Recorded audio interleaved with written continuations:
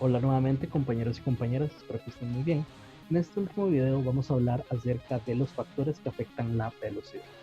Recordemos que en los tres videos anteriores hemos profundizado en muchos aspectos de la cinética química. En esta vamos a hablar de algunos factores.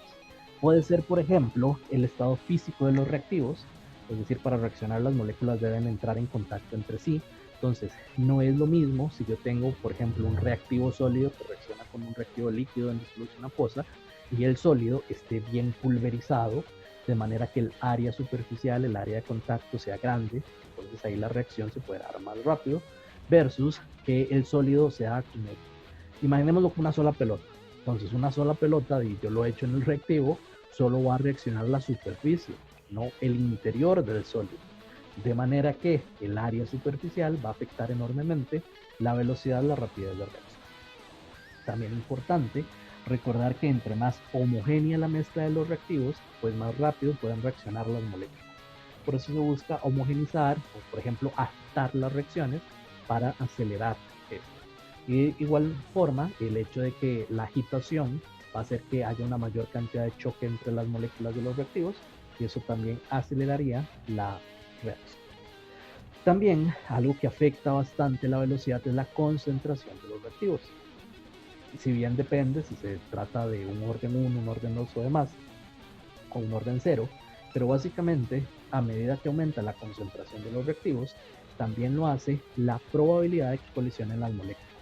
No es lo mismo, imaginemos una disolución súper diluida de ácido y de base, que básicamente son como dos moléculas en un gran volumen de agua, versus que esté muy concentrado. Entonces, si algo está muy concentrado, hay mayor probabilidad de que choquen y esto se refleja macroscópicamente en una mayor rapidez de reacción. También la temperatura.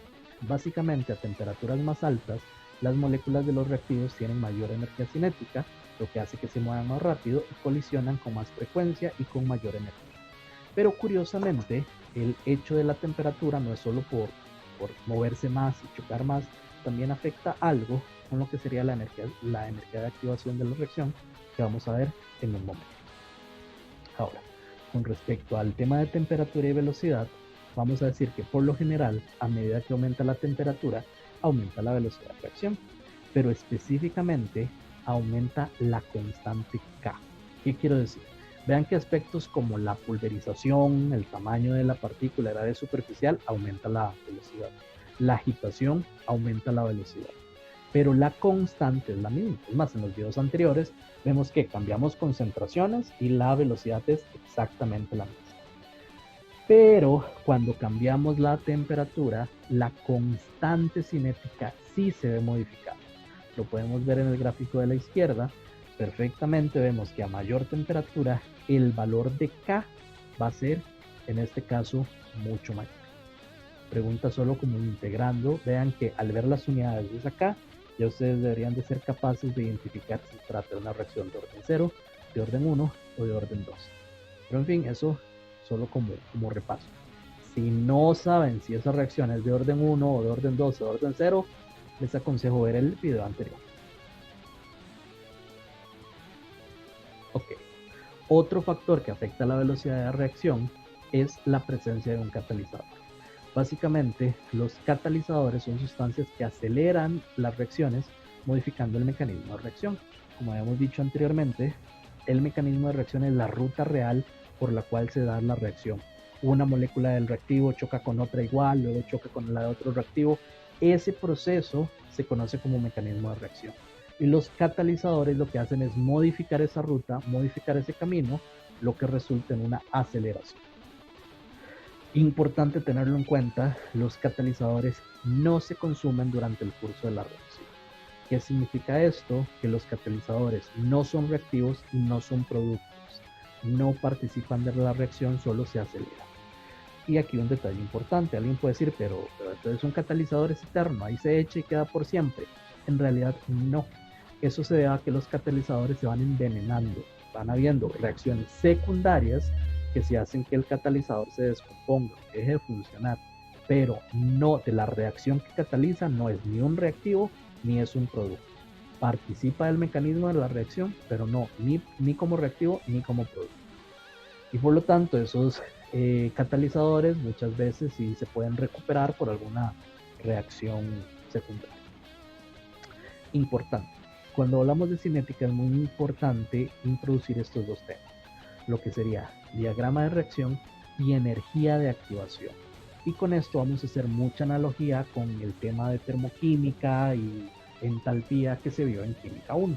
Por aquello, para si necesitan repasar eso en algún momento, lo hagan antes de continuar con el video. Importante, antes de abordar precisamente esos temas, hablar un poco del modelo de colisiones. Básicamente esto implica que en una reacción química se rompen enlaces y se forman nuevos enlaces. Las moléculas solo pueden reaccionar si colisionan entre sí, obviamente si no hay choques y pues no se puede formar.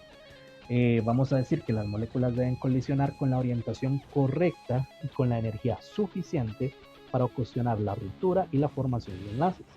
Vean que, por ejemplo, en el caso de la izquierda, se tiene la imagen, se tiene la visión antes de la colisión, colisionan y después de la colisión. Vean que en este ejemplo en particular no ocurrió la reacción. ¿Por qué no? Porque o no se tenía la energía suficiente o no se tenía la orientación. En este caso es solo de forma gráfica ver esta reacción, implicar choques entre los reactivos con la orientación correcta. Básicamente vamos a decir, esto de forma muy global, que el yodo se puede ir con el potasio. Entonces, si choca de forma adecuada potasio con el yodo, se formaría yoduro de potasio y nos separa la especie CH3. Pero si se golpea de forma sin la orientación correcta, no se formaría ese producto. No, eso es algo intermediario, así solito no es nada estable, pero es como un primer paso del mecanismo de reacción. Ahora, ¿qué es esto de la energía de activación? Bueno, número uno, lo anterior, esto de la teoría de colisiones es entender que las partículas tienen que chocar, pero tienen que chocar bien. Buena dirección, buena orientación, buena energía. Luego vamos a hablar de la energía de activación. Básicamente, esto es lo que quiere decir es que se requiere una cantidad mínima de energía para que la reacción inicie. Y es más, lo podemos ver con algo muy simple, una hoja de papel. Desde Química 1 nosotros mencionamos que el papel se quema. Y es más, cuando hablamos de cambios químicos, cambios físicos, decimos, bueno, un cambio físico, arrugar una hoja, romper una hoja. Cambio químico, quemar una hoja. Y todo bien, es un cambio químico porque inicia con algo, termina en otra cosa. Pero si yo agarro una hoja, es más, todos ustedes pueden que tengan una hojita cerca, la agarran, va a prender fuego así de la nada. Y no, ocupa una chispa inicial. Ocupa acercarle un fósforo, un encendedor como chispa inicial y ya luego la reacción sigue sola. Porque mentira que si quito el fósforo se apaga la hoja. Y no, ya cuando empezó a quemarse siguió. ¿Qué significa eso? Que ocupa una energía de activación, una energía inicial para que la reacción ocurra. Y todas las reacciones necesitan de esa energía de activación. Puede ser muy pequeña o puede ser muy grande. En este caso, una analogía es jugando golf. Básicamente, al igual que la pelota, no puede subir la colina si no rueda hacia arriba con suficiente energía. Una reacción no puede ocurrir a menos que las moléculas posean suficiente energía para superar la barrera de la energía de activación. ¿Qué significa? Que si la golfista golpea suavecito y la bolita sube, pero se devuelve. No pasa. Hay que golpearla con suficiente fuerza para que suba la colina. Igual pasa con las reacciones. Tienen que tener suficiente energía para pasar, sobrellevar la energía de activación. Una forma de visualizar los cambios de energía durante un proceso es un diagrama coordinado de reacción. Básicamente lo que está a la derecha vamos a llamar diagrama de reacción. Ahora, en este caso, analicémoslo por partes. Básicamente estamos hablando de una reacción donde se acomodan los átomos. Si comparamos el primer circulito de abajo a la izquierda, vemos la esferita azul, que sería el nitrógeno, en negro. Mi producto, que sería el circulito en negro abajo a la derecha, vemos que ahora se intercambió y el circulito azul, es decir, el átomo de nitrógeno, está en el extremo. ¿Qué le ocurrió? Ocurrió un reacomodo. Ahora, ese es mi reactivo y ese es mi producto. Si recordamos de termoquímica, de química 1, perfectamente se puede graficar la energía del reactivo y la energía del producto y sacar el delta E o en su defecto el delta H. Y recordar que tanto el delta E como el delta H, al ser funciones de estado, solo me interesa la condición inicial y la condición final. Punto. Pero hoy nos falta media historia. ¿Cuál es la mitad de la historia que no hemos contado? Esto de la energía de activación. Y por eso podemos ver el gráfico. En rojo está la línea que en realidad las moléculas tienen que seguir. Primero tienen que recibir suficiente energía. Vean que a la izquierda, en el eje de la Y, tenemos la energía. Es decir, que inicialmente tengo la energía de mi reactivo y tengo que meterle energía. ¿Cuánta energía? Lo que llamaríamos energía de activación. De la posición inicial a la posición aquí en la montañita, eso vamos a decir que es la energía de activación. Ahora, ¿qué ocurre en la cima de esta montaña? Ahí lo que vamos a tener es algo que se llama un complejo activado. Básicamente es algo intermedio, algo que yo no puedo aislar, es imposible agarrar esas sustancias y tenerlas en un tarrito, es imposible, no es estable, es algo intermedio siempre, pero básicamente lo que se pasa es que tengo ese reactivo, le meto suficiente energía, llamamos energía de activación, y logro llegar al complejo activado. Luego continúa la reacción hasta la energía del producto. Y aquí podemos ver que la energía del producto es menor que la del reactivo y por lo tanto podemos asegurar que es una reacción exotérmica. Pero en este caso, lo nuevo, lo que quiero que entiendan es eso de la energía de activación y cómo se representa en este gráfico, entendiendo que esa montañita es la que hay que superar, esa energía de activación, pero es específicamente desde la posición del reactivo hasta la cima de la montaña. Y en la cima de la montaña ocurre esto que llamamos complejo activado. Básicamente aquí voy a leer lo que se menciona para recapitular. En el diagrama se muestra la energía de los reactivos y los productos. Por lo tanto, se puede sacar el delta E. Vean que en este caso, la de los productos es menor que la de los reactivos, por lo tanto lo vemos como liberación de energía.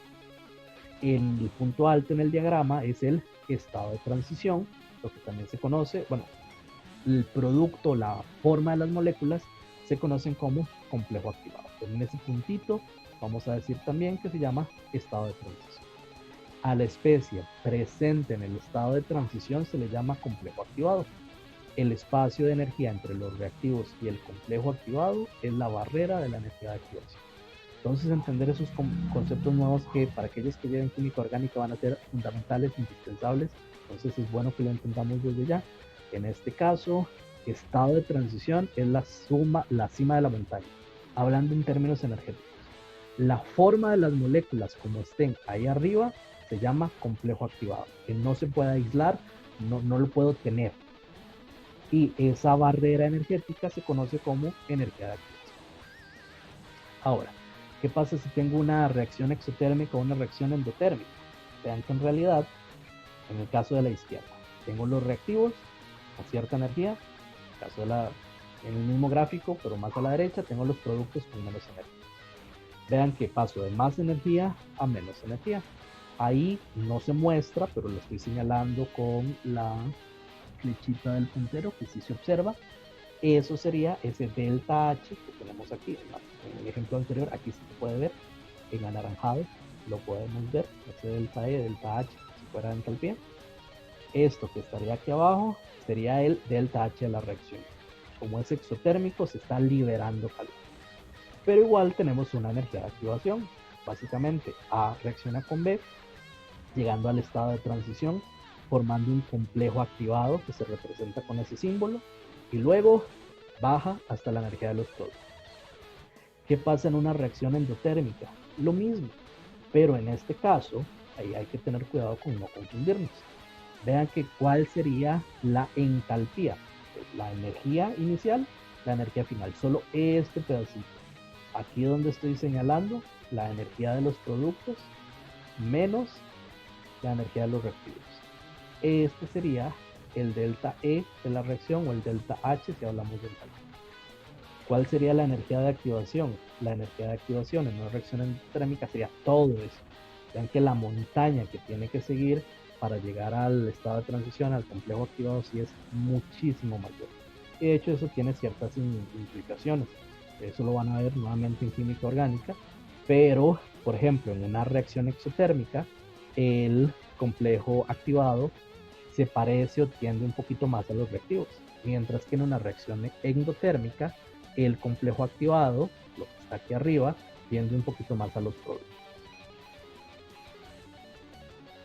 Ok, ahora, como en todo, se puede ver de forma cualitativa, como lo hemos hecho hasta el momento, o de forma cuantitativa. Básicamente, hace muchos años, Arrhenius desarrolló una relación matemática entre la constante cinética y la energía de activación. Entonces vean que se relaciona curiosamente. Como dijimos al inicio de este video, cambiar la temperatura cambia el valor de K, pero también cambia la energía de activación. Entonces básicamente se tiene esa forma, donde A es un factor de frecuencia, tiene que ver o se relaciona con un número que representa la probabilidad de que las colisiones sucedan con la orientación apropiada. Entonces, entre mayor valor de A, hay mayor probabilidad de que choquen bien, como dijimos antes, y por eso la constante puede ser. Pero vean que la constante no depende solo de los choques, depende de la energía de activación y depende de la temperatura. Esta expresión es el valor de E, que está elevado a la menos energía de activación entre RT, siendo R la constante de los gases. Que si a lo largo de este curso y en cualquier otro curso de química van a ver que esa constante de los gases se utiliza muchísimo en muchas cosas. Ok, aquí lo podemos ver, la dependencia de la velocidad de reacción con respecto a la temperatura. Pero básicamente, entendiendo, ahí el eje Y representa K, es el valor de la constante, mayor temperatura, mayor valor de K. Y vean que efectivamente es una expresión exponencial, porque es E elevado a esos valores.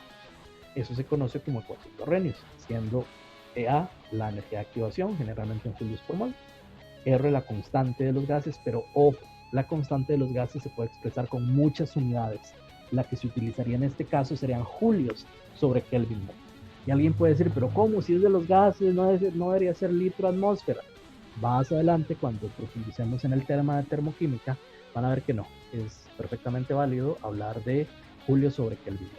Y es más, si recuerdan de química 1, haciendo como un paréntesis para correlacionar, no sé si recuerdan la expresión de trabajo. El trabajo es igual a menos la presión por el cambio de volumen, trabajo volumétrico. Y presión es atmósfera, cambio de volumen litro. Y el trabajo, si tiene unidades de Joule, ¿cómo carajos? Presión y volumen da energía. Básicamente hay un factor de conversión que dice que litro atmósfera es igual a julios.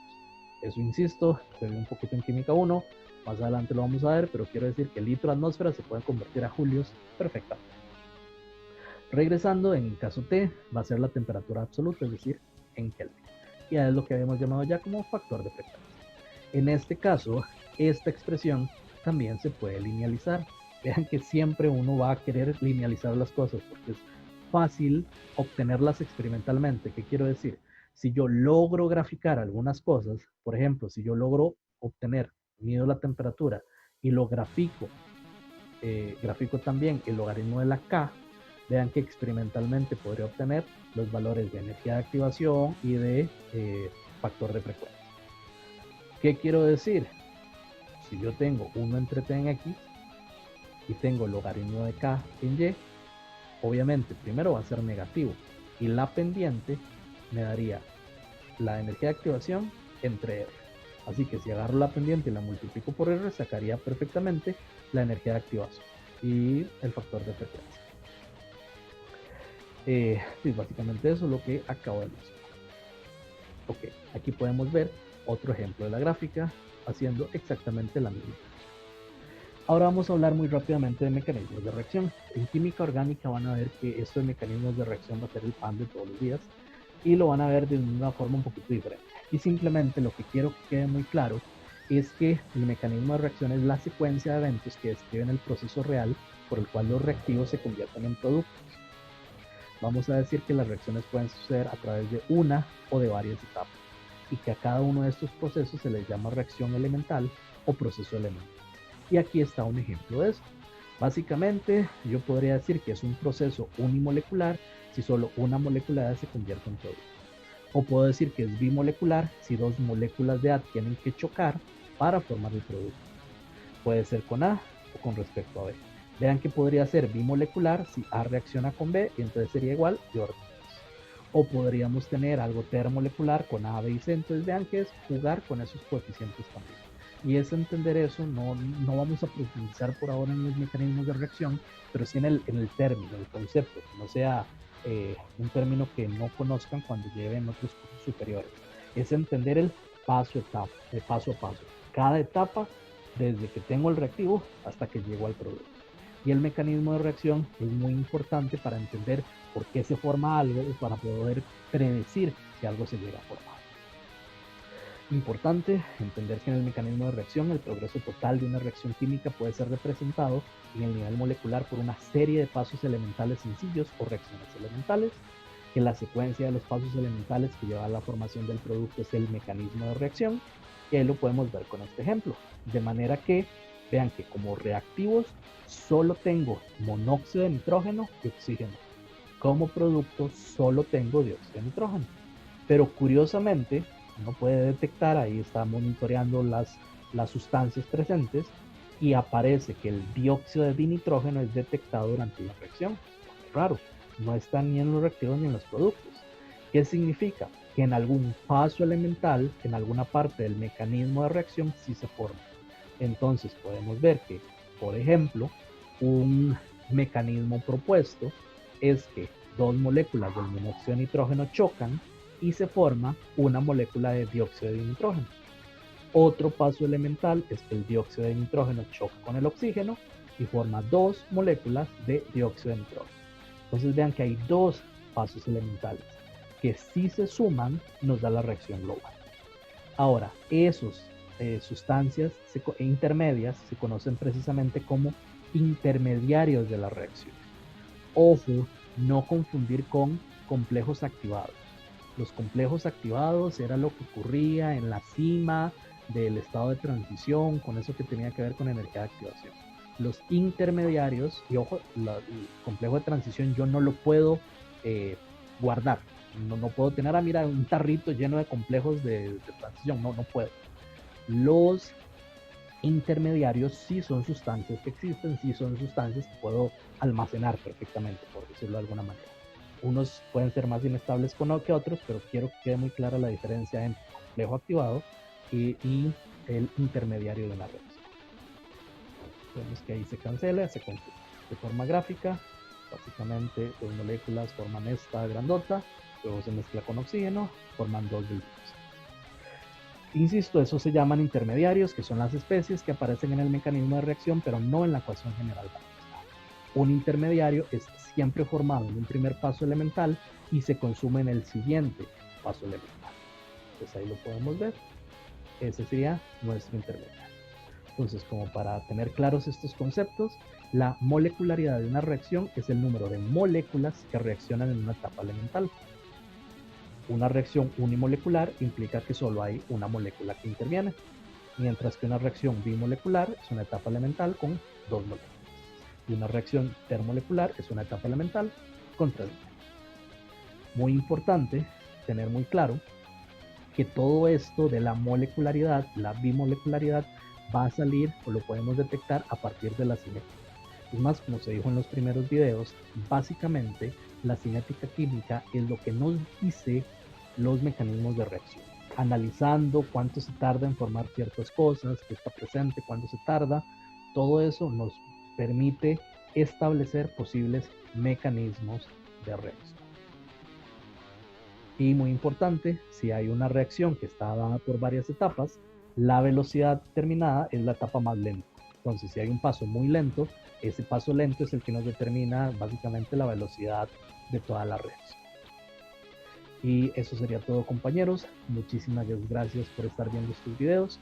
Muy importante, por favor, estudien por su cuenta el tema de catálisis. Solo voy a mencionar que la catálisis es un proceso en el cual se reduce la energía de activación y por lo tanto se acelera la reacción. Pero algún otro detalle como catálisis homogénea o catálisis heterogénea, por favor, leanlo del libro de texto. Muchas gracias. Hasta luego.